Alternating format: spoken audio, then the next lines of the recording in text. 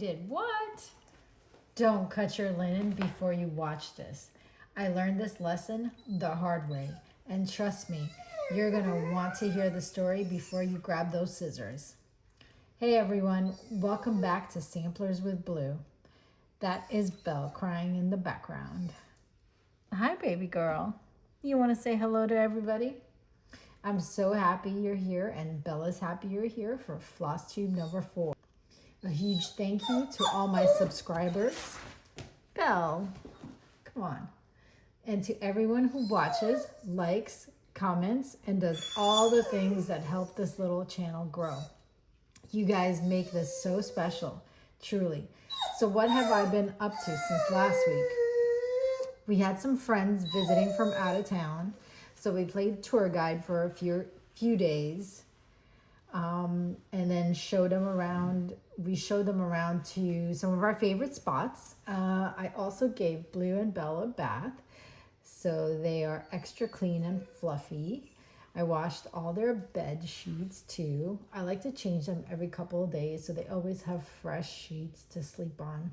They're both German Shepherds, and if you have one, you know exactly what I mean when I say the shedding is real. I have a few stitching updates to share with you, including a finish, guys, a new start, some haul, and a little tip I learned the hard way. So grab your project and let's dive into what I've been working on this week.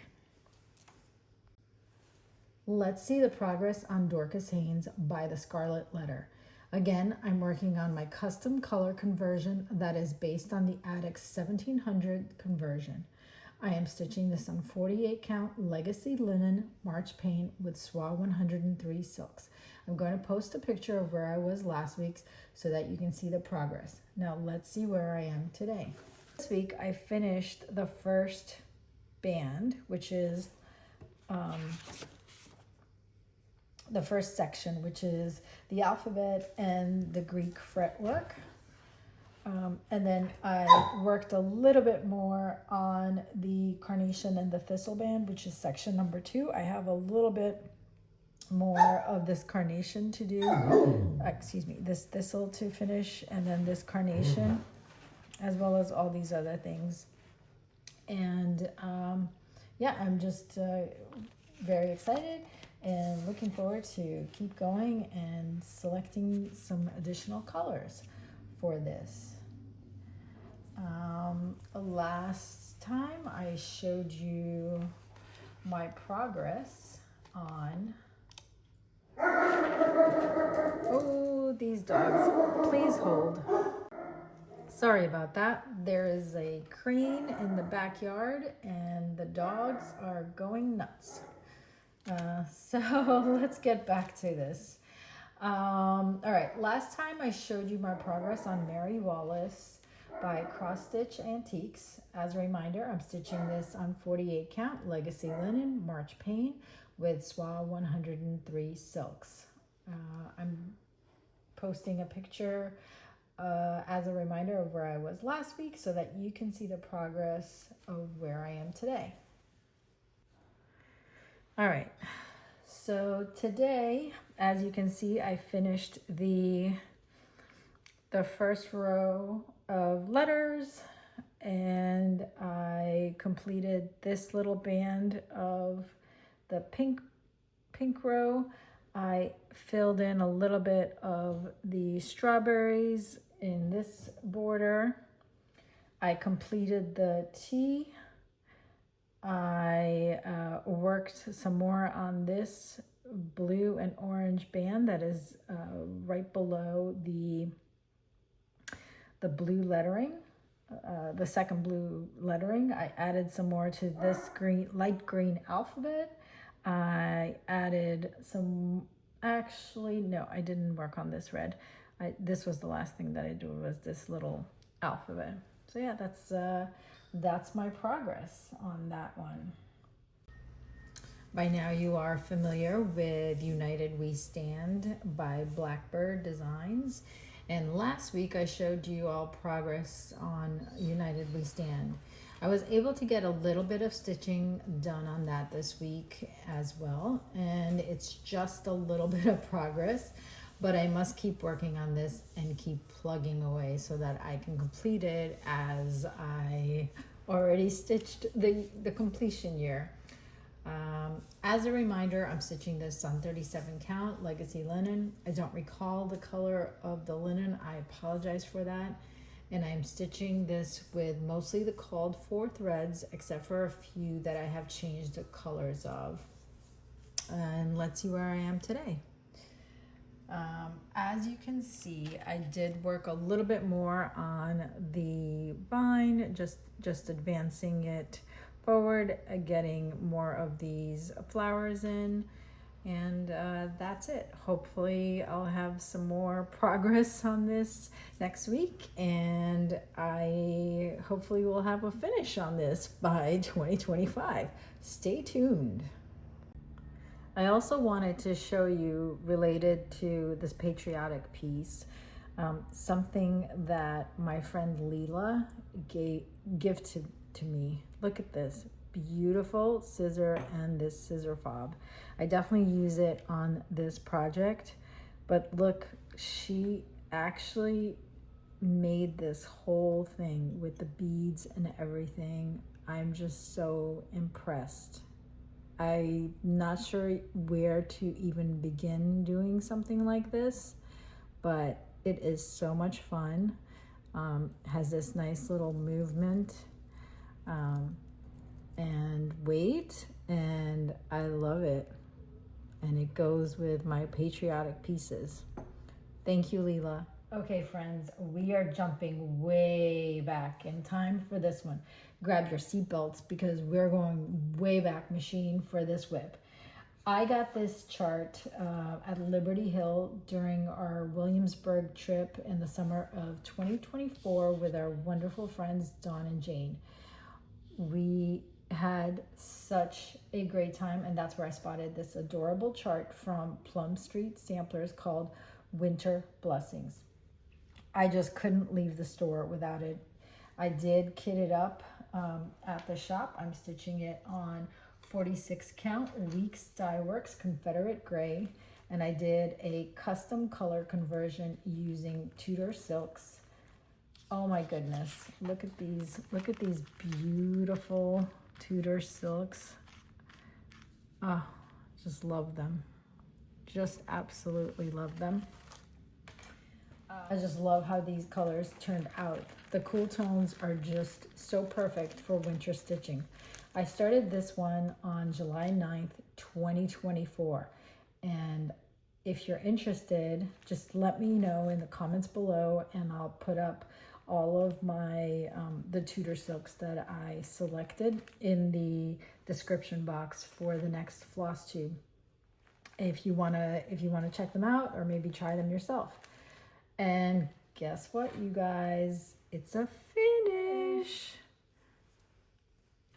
I'm so excited. This is my very first Christmas finish for 2025, and it just makes me so happy. Oh, and a little word of warning from experience. Do not cut your linen, as I did, so close to your stitching before you're done.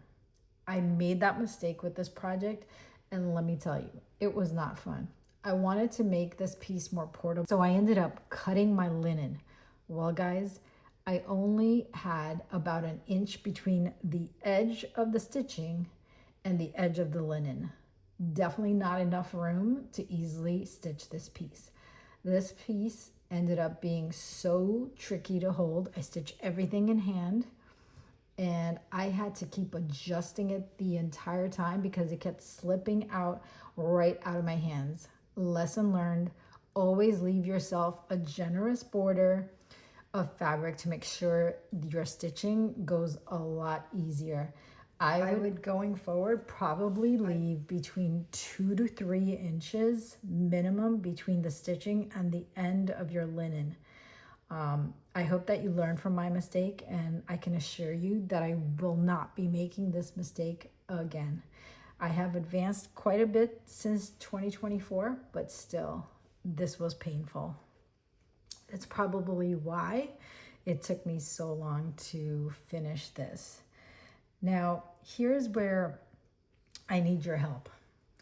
I'm planning to finish this as a small pillow, as Paulette Stewart shows in this photo.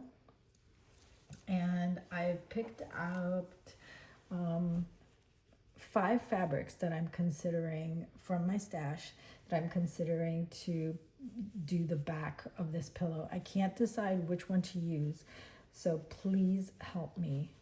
I'm gonna show you them in no particular order, but when you do comment below, just let me know which one you like the best. All right, so this is fabric number 1. Okay. So right there, this is fabric number 1.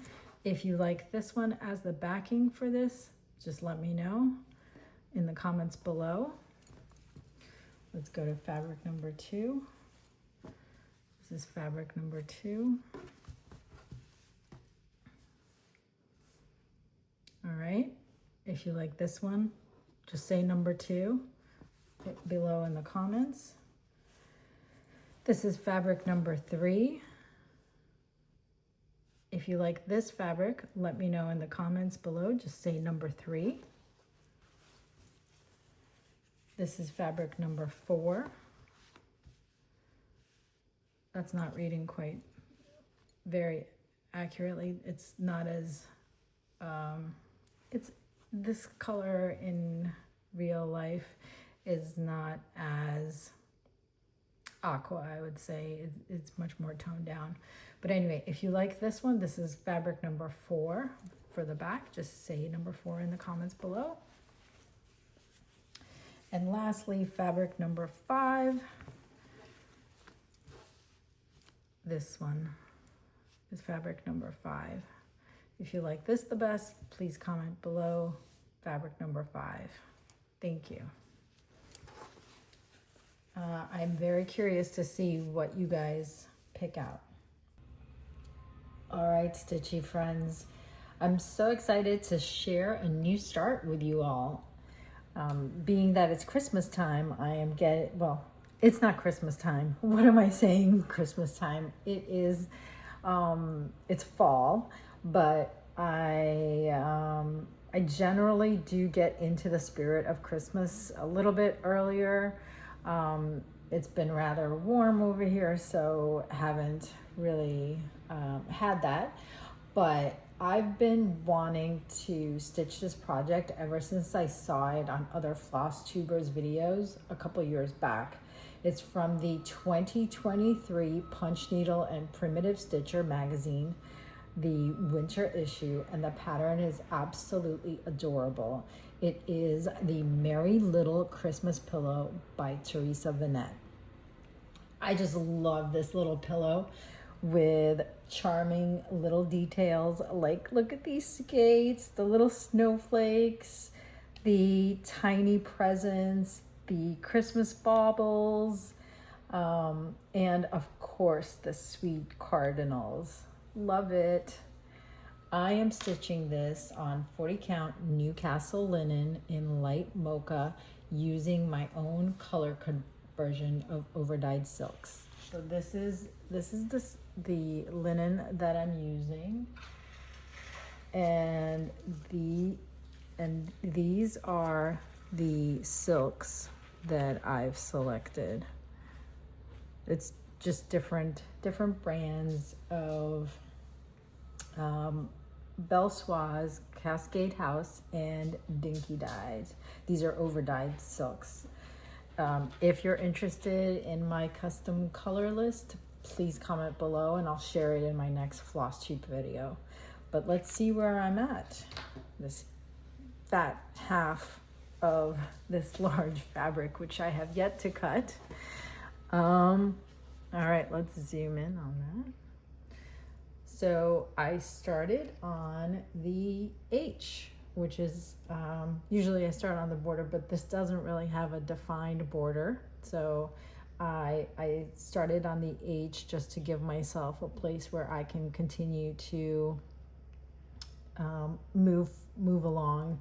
And then I went into the U that's below it from yourself, and I'm planning to go a little bit over to the left side, and hopefully I can get one of these fun little baubles, some snowflakes in there. We'll see how far I get along, but look at this, it's so fun. I just started this piece while watching the Periwinkle Stitcher's latest video. Guys, did you see it?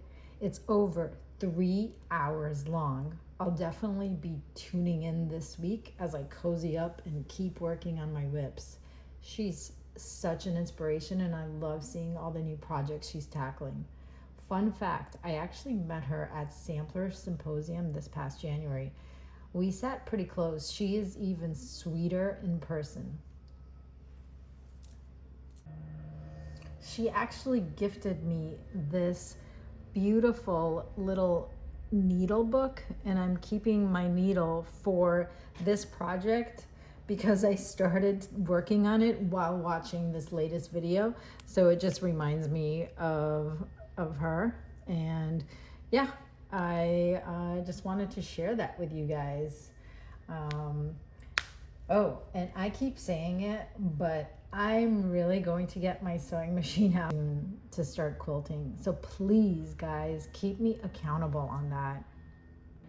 Okay, the last thing I wanted to share with you is something I just read that was fascinating about Catherine de' Medici.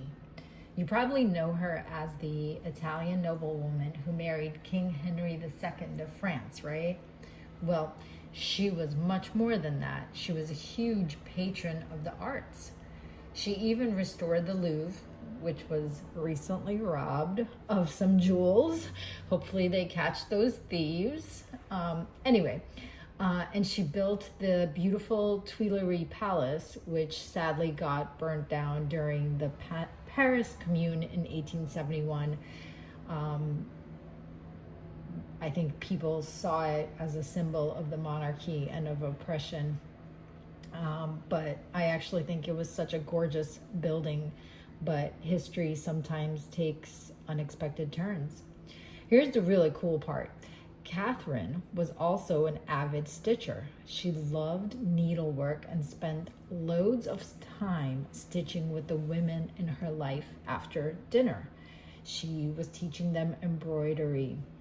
She brought her embroidery skills from Italy to France, helping to make stitching and embroidery really popular amongst the ladies there.